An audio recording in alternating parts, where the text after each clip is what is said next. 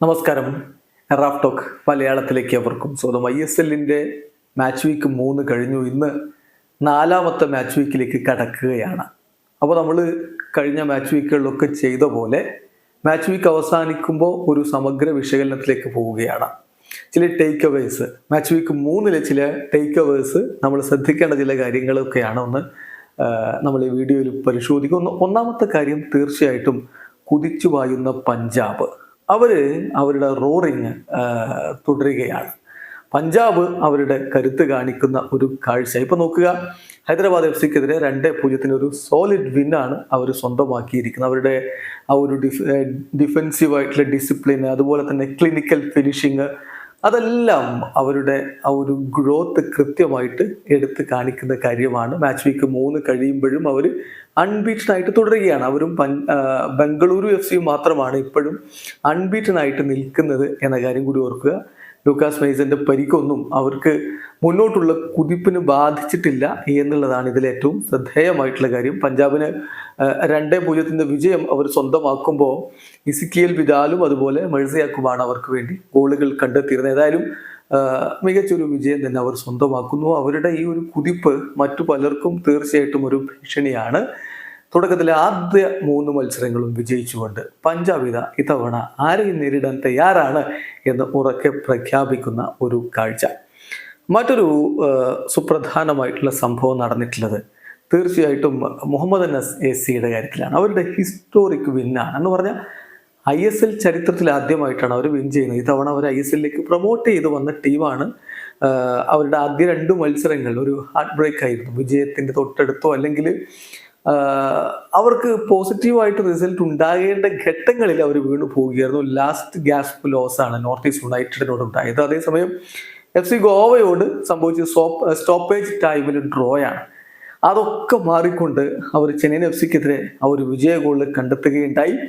1-0 വിജയമാണ് ചെന്നൈയിനു മേൽ അവർ നേടിയിരിക്കുന്നത് എന്നുള്ളതാണ് ശ്രദ്ധേയമായിട്ടുള്ള കാര്യം. ഫനായിയാണ് അവർ ഗോൾ നേടിയത്. എന്തായാലും ചെന്നൈയുടെ ഗോൾ കീപ്പറുടെ മിസ്റ്റേക്കൊക്കെ അതിലുണ്ട്. ഏതായാലും അവരുടെ ചരിത്രത്തിലെ ആദ്യ വിജയം, ISLലെ ആദ്യ വിജയം അവർ സ്വന്തമാക്കുന്ന കാഴ്ച, അതും എവേ മത്സരത്തിലാണ്. ചെന്നൈയിൽ പോയിട്ടാണ് അവർ ഈ വിജയം സ്വന്തമാക്കുന്നത്. ഇനി വരാനിരിക്കുന്ന ഒരുപാട് വിജയങ്ങളുടെ ഒരു തുടക്കം, ആദ്യ ഘട്ടം എന്ന രൂപത്തിലാണ് മുഹമ്മദ് SCയുടെ ആരാധകർ എന്തായാലും ഈ ഒരു വിജയത്തെ കാണുന്നത്. ഇനി അടുത്ത കാര്യം വളരെ പ്രധാനപ്പെട്ടതാണ്. ഇന്ത്യൻ ലെജൻഡ് സുനിൽ ഛേത്രി ISLൽ ചരിത്രം കുറിച്ചിരിക്കുകയാണ്. അദ്ദേഹം ഇപ്പോൾ 64ാമത്തെ ഗോളാണ് ISLൽ നേടിയിരിക്കുന്നത്. ISLന്റെ ചരിത്രത്തിൽ ഏറ്റവും അധികം ഗോളുകൾ നേടിയ താരമെന്ന റെക്കോർഡ് സാക്ഷാൽ ബാർത്താലിമിയോ ഒഗ്ബച്ചയിൽ നിന്ന് അദ്ദേഹം സ്വന്തമാക്കുന്ന ഒരു കാഴ്ച. 3-0 തകർപ്പൻ വിജയം അവര് സ്വന്തമാക്കി. അങ്ങനെ മോഹൻ ബഗാനെ തകർത്ത് തരിപ്പണമാക്കി. അതൊരു വല്ലാത്ത റിസൾട്ടായിരുന്നു. 3-0 മോഹൻ ബഗാൻ ഒന്നും ചെയ്യാൻ കഴിയാത്തൊരവസ്ഥ. എഡ്ഗാർ മെൻഡസിലൂടെ അവർ ആദ്യ ഗോൾ നേടുകയും പിന്നെ സുരേഷ് വങ്ജത്തിന്റെ ഗോളും ഒടുവിൽ ഛേത്രി പെനാൽറ്റിയിലൂടെ ഗോൾ അടിച്ചുകൊണ്ട് റെക്കോർഡ് ഇട്ടിരിക്കുകയാണ്. സോ ISLൽ പുത്തൻ റെക്കോർഡ് സുനിൽ ഛേത്രി സ്വന്തമാക്കുന്ന ഒരു കാഴ്ച. ഛേത്രി എന്തായാലും ഗോളടി മികവ് കാണിക്കുന്നു. അദ്ദേഹം ഈ പ്രായത്തിലും അദ്ദേഹത്തിന്റെ ഹങ്കർ വളരെ കൃത്യമായിട്ട് നമ്മുടെ മുന്നിൽ ഡിസ്പ്ലേ ചെയ്യുന്ന ഒരു കാഴ്ചയാണ് ഇപ്പോൾ എന്തായാലും കണ്ടിട്ടുള്ളത്. അപ്പം ബംഗളൂരുവിൻ്റെ കുതിപ്പ്, അത് വീണ്ടും പറയണം. ബംഗളൂരു കളിച്ച 3 കളികളും വിജയിച്ചിട്ടുണ്ട്. അവരും പഞ്ചാബും മാത്രമാണ് ആ ഒരു പെർഫെക്റ്റ് സ്റ്റാർട്ട് ഇപ്പോഴും നിലനിർത്തുന്നത് എന്നർത്ഥം. അതേതായാലും അവരെ സംബന്ധിച്ചിടത്തോളം വലിയ പ്രതീക്ഷകൾ സമ്മാനിക്കുന്ന ഒന്നുമാണ്. ഇനി അടുത്തതായിട്ടുള്ളത് ബോർഹ ഹെറേര നടത്തിയിട്ടുള്ള ഒരു പ്രകടനം, അദ്ദേഹത്തിൻ്റെ ഹാട്രിക്ക്. ആ ഹാട്രിക്കിൻ്റെ മികവിൽ അദ്ദേഹത്തിൻ്റെ പഴയ ക്ലബിനെ അദ്ദേഹം ചുട്ടുചാമ്പലാക്കിയെന്നേ. 3-2 വിജയമാണ് ഇപ്പോൾ FC ഗോവ ഈസ്റ്റ് ബംഗാളിന് മേൽ നേടിയത്. ഫലം എന്താണ്? ഈസ്റ്റ് ബംഗാളിന്റെ കോച്ച് രാജിവെച്ചൊഴിഞ്ഞു.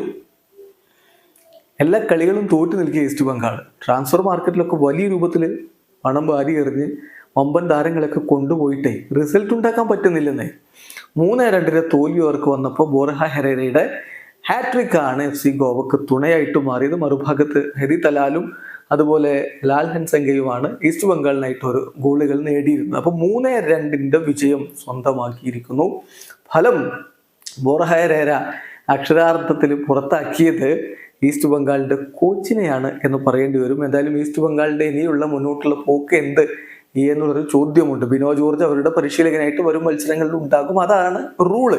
അതായത് ഒരു കോച്ചിനെ പുറത്താക്കുകയോ അവരുടെ പ്രധാന കോച്ചിന് സസ്പെൻഷൻ കിട്ടുകയോ ഒക്കെ ചെയ്താൽ അവരുടെ അസിസ്റ്റന്റ് കോച്ചുമാരിലുള്ള ഇന്ത്യൻ അസിസ്റ്റന്റ് കോച്ചാണ് ഡെഗൌട്ടിലെ കാര്യങ്ങൾ നിയന്ത്രിക്കേണ്ടത്. സോ ബിനോ ജോർജ് താൽക്കാലികമായിട്ട് അവരെ പരിശീലിപ്പിച്ചിറക്കുമെന്ന് കരുതാം. പിന്നെ ആര് വരും എന്നുള്ള ചോദ്യം, ഇവാൻ വുക്കുമനോവിച്ചിനെ കൊണ്ടുവരുമോ എന്നൊക്കെ റൂമറുകൾ ഇങ്ങനെ വരുന്നുണ്ട്. പക്ഷേ അത്തരത്തിലുള്ള നീക്കങ്ങളൊന്നും നടക്കുന്നതായിട്ട് വിശ്വസനീയമായ സോഴ്സുകളിൽ നിന്ന് ഇതുവരെ റിപ്പോർട്ടുകളൊന്നും ലഭിച്ചിട്ടില്ല. ഇനി ആ രൂപത്തിലേക്ക് ഡെവലപ്പ് ചെയ്യുമോ എന്നുള്ളത് കണ്ടറിയണം. മുമ്പൊരിക്കൽ ഇവാൻ വുക്കുമനോവിച്ച് ഇന്ത്യയിൽ ISL കേരള ബ്ലാസ്റ്റേഴ്സിനെ അല്ലാതെ പരിശീലിപ്പിക്കില്ല എന്ന് പറഞ്ഞതായിട്ട് ഓർക്കുകയും ചെയ്തു. പിന്നെ ഇതിലൊക്കെ എന്ത് മാറ്റം വേണമെങ്കിലും വരാം. ഇത് പ്രൊഫഷണൽ ഫുട്ബോൾ ആണ് എന്നുള്ളത് നമ്മൾ മറക്കാതിരിക്കുക. ഇനി അടുത്ത കാര്യം, ഒഡീഷ വിജയപഥത്തിലേക്ക് എത്തുന്നു. ഖാലിദ് ജമീലിന്റെ ജംഷഡ്പൂർ FC ആദ്യ തോൽവി ഏറ്റുവാങ്ങിയിരിക്കുകയാണ്. മികച്ച തുടക്കമിട്ടതാണ് ഖാലിദ് ജമീലിന്റെ ടീം. പക്ഷേ ഒഡീഷയോട് അവർ 2-1 തോറ്റിരിക്കുന്നു. ഡിയേഗോ മൗറീസിയോയും മൊർത്താദോ ഫോളുമാണ് ഒഡീഷയ്ക്ക് വേണ്ടി ഗോളുകൾ കണ്ടെത്തിയിരുന്നത്. ഏതായാലും സെർജിയോ ലൊബേറോയുടെ ടീം വലിയ വിമർശനങ്ങൾക്ക് നടുവിലായിരുന്നു. വയസ്സൻ പട എന്നുപോലും വിമർശിക്കുന്നവർ ഉന്നയിച്ചുകൊണ്ടിരുന്നു. ഇപ്പം വിജയപഥത്തിലേക്ക് അവരെത്തുന്നത് വലിയൊരു ആശ്വാസമാണ് കോച്ചിനും ടീമിനും നൽകുന്നുണ്ടാവുക. അതോടൊപ്പം തന്നെ പറയേണ്ട കാര്യം, മാച്ച് വീക്ക് 3 അവസാന മത്സരം നോർത്ത് ഈസ്റ്റ് യുണൈറ്റഡും കേരള ബ്ലാസ്റ്റേഴ്സും തമ്മിലുള്ള പോരാട്ടമായിരുന്നു. ആ പോരാട്ടം 1-1 സമനിലയിലാണ് അവസാനിച്ചത്. ബ്ലാസ്റ്റേഴ്സ് ഒരിക്കൽ കൂടി ഒരു ഗോൾ വീണതിന് ശേഷം തിരിച്ചടിക്കുന്ന കാഴ്ച. നോഹ് സദോയ്ക്ക് കൈയടിക്കണം. അദ്ദേഹം ഇപ്പം അങ്ങനെയാണ് കാര്യങ്ങൾ ചെയ്യുന്നത്.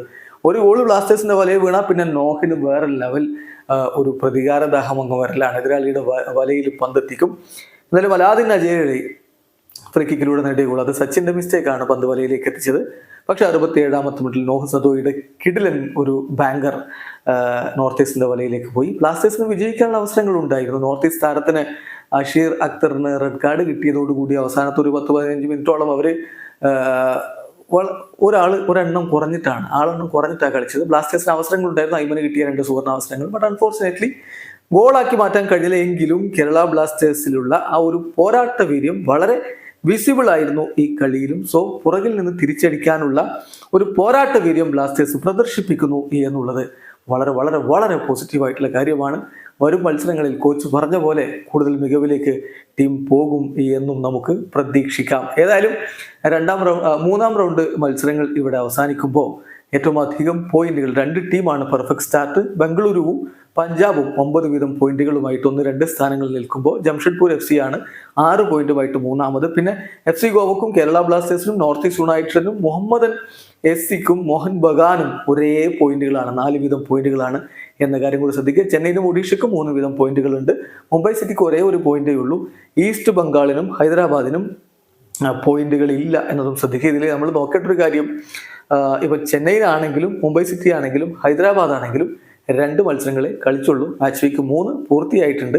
ഇനിയിപ്പം മാച്ച് വീക്ക് 4-നായിട്ടുള്ള കാത്തിരിപ്പാണ്. മാച്ച് വീക്ക് 4 ഇന്ന് മുതൽ ആരംഭിക്കുകയാണ്. ഇന്നത്തെ മത്സരം ഹൈദരാബാദും ചെന്നൈയിനും തമ്മിലാണ്. വീഡിയോ അവസാനിക്കുന്നു. ഫുട്ബോൾ ലോകത്തെ കൂടുതൽ വിശേഷങ്ങളുമായി റാഫ് ടോക്സ് വീണ്ടും എത്താം.